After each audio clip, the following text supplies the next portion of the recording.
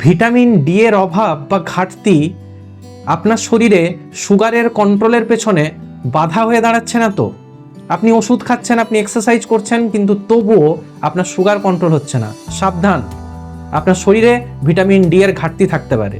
আমি ঠিকই বলছি, কারণ বিভিন্ন গবেষণাতে দেখা গেছে যে যাদের শরীরে ভিটামিন ডি কম থাকে তাদের ডায়াবেটিস হওয়ার প্রবণতা অনেক বেশি বেড়ে যায়। এবং আমরা প্রত্যেক দিন যে পেশেন্টগুলোকে দেখি হাসপাতালে বা আউটডোরে, তাতে দেখা গেছে যদি আমরা টেস্ট করি তাহলে কিন্তু অনেকের ক্ষেত্রেই ভিটামিন ডি কম আসে। আমার কাছে যে পেশেন্টের যে পুলটা রয়েছে তাতে আমি যে টেস্টগুলো করি তাতে কিন্তু দেখা যায় 10 জনের মধ্যে 5 থেকে 6 জন কিন্তু ভিটামিন ডি এর ঘাটতিতে ভুগে থাকছে। তার অনেকগুলো কারণ রয়েছে, কারণ আমরা ভিটামিন ডি যে সমস্ত খাবারগুলোর মধ্যে আছে সেগুলো অ্যাভয়েড করি, সেগুলো খাই না। যেমন মাশরুম আমরা কম খাই, বড় মাছ আমরা কম খাই, এখন সবাই মাংস খেতে অভ্যস্ত হয়ে পড়েছি। এবং তার সাথে সাথে ফোর্টিফাইড মিল্কে প্রচুর পরিমাণে ভিটামিন থাকে, সেগুলোও হয়তো আমাদের খাবার দাবারের যে অভ্যাস বা খাদ্য তালিকা সেখান থেকে আমরা বাদ দিয়ে দিয়েছি। তাহলে ভিটামিন ডিটা আসবে কোথা থেকে? আর একটা উৎস রয়েছে, যেটা হলো সূর্যের আলো।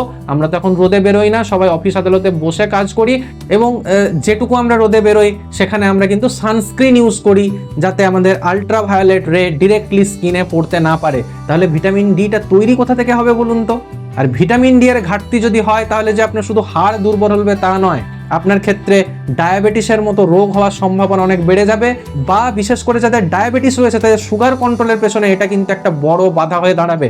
কারণ ভিটামিন ডি শুধু হাড়ের স্বাস্থ্য ঠিক রাখে না, ভিটামিন ডি কে আমরা হরমোন বলে থাকি, অর্থাৎ ভিটামিন ডি এমন একটা ভিটামিন যেটা হরমোনের মতো কাজ করে। ভিটামিন ডি আমাদের শরীরে যেখান থেকে ইনসুলিন তৈরি হয়, যে অগ্নাশয় রয়েছে, বিটা সেল রয়েছে, প্যানক্রিয়াস রয়েছে, প্যানক্রিয়াসের সেই বিটা সেলে সেখান থেকে যে ইনসুলিন তৈরি হয়, ইনসুলিন তৈরিতে সাহায্য করে ভিটামিন ডি।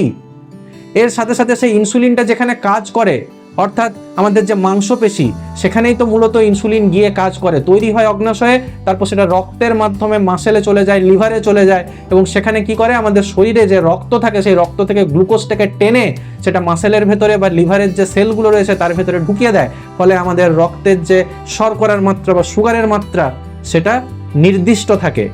সেই ভিটামিন ডি সেই পেরিফেরাল যে টিস্যুগুলো অর্থাৎ মাংসপেশি এবং আমাদের যে লিভার যেগুলো রয়েছে সেখানে কিন্তু তার কার্যক্ষমতা যদি কমে যায় তাহলে সেই ইনসুলিন ঠিকভাবে কাজ করতে পারবে না, এবং ফলে আপনার ব্লাড সুগারটা কিন্তু হাই হয়ে থাকবে।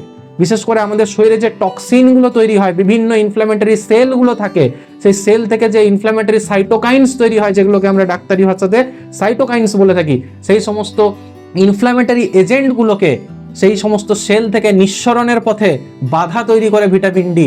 ফলে আপনার শরীরে কিন্তু ইনফ্লামেশন অনেক বেশি কমে যাবে, এবং ইনফ্লামেশন কিন্তু একটা অন্যতম প্রধান কারণ আপনার শরীরে সুগারের মাত্রাকে বাড়িয়ে দেওয়া, আপনার শরীরে ডায়াবেটিস সৃষ্টি করা। টাইপ 1 ডায়াবেটিস, টাইপ 2 ডায়াবেটিস, এই দুটো ডায়াবেটিসের ক্ষেত্রেই যাদের ভিটামিন ডি ডেফিসিয়েন্সি থাকে তারা সঠিকভাবে ইনসুলিন নেওয়ার পরেও, এক্সারসাইজ করার পরেও বা খাদ্যাভ্যাসের পরিবর্তন করার পরেও তাদের সুগার কিন্তু কন্ট্রোল হতে চায় না। তাই ভিটামিন ডি এর দিকে আমাদের বিশেষ নজর দেওয়া উচিত। আমরা সবাই মাল্টিভিটামিন খাই, কিন্তু সেই মাল্টিভিটামিনের মধ্যে কতটা ভিটামিন ডি রয়েছে সেটা কিন্তু আমরা জানি না।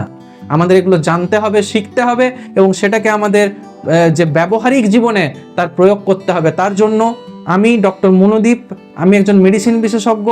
আমি আপনাদের কাছে এই সমস্ত ইনফরমেশনগুলোকে এনে উপস্থিত করি, যেটা থেকে আপনারা কিছু শিখতে পারেন, আপনাদের শরীর নিয়ে নতুন করে চিন্তা ভাবনা করতে শেখেন। কারণ আপনার শরীর, আপনার স্বাস্থ্য সেটাই সম্পদ।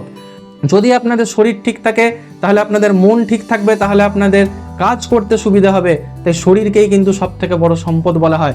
সবাই আসুন আমরা ডায়াবেটিসের এগেনস্টে ফাইট করি। যাদের ভিটামিন ডি কম রয়েছে তাদের অবশ্যই ভিটামিন ডি যুক্ত যে খাবারগুলো সেগুলো বেশিভাবে খাওয়া উচিত, এবং দরকার পড়লে তার সাপ্লিমেন্টও কিন্তু আমাদের নিতে হবে। যদি ভিডিওটি আপনাদের ভালো লেগে থাকে তাহলে অবশ্যই লাইক, শেয়ার আর কমেন্ট করুন, এবং এইভাবে আপনাদের হেলথের ছোট ছোট বিষয় নিয়ে আপডেটেড থাকার জন্য তাড়াতাড়ি আপনারা আমার চ্যানেলটি সাবস্ক্রাইব করে নিন, যাতে পরবর্তী ভিডিওগুলো আপনারা মিস না করেন। সবাই সুস্থ থাকবেন। নমস্কার।